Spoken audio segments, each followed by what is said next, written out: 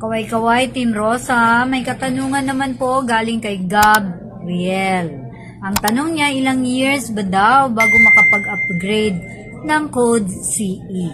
Para po sa kaalaman ng ibang gusto ring mag-apply ng additional code CE, ito po ay patungkol sa mga trailer or truck trailers na articulated vehicles.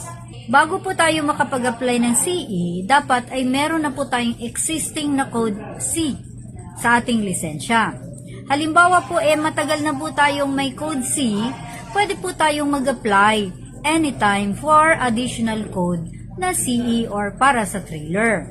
Pero po kung bago lang po tayo, let's say ngayong taon lang tayo nag-apply, from the date of the application for code C, bibilang po tayo ng 6 months. Kasi kailangan po meron tayong 6 na buwan na apprenticeship period bago tayo makapag-apply ng code CE.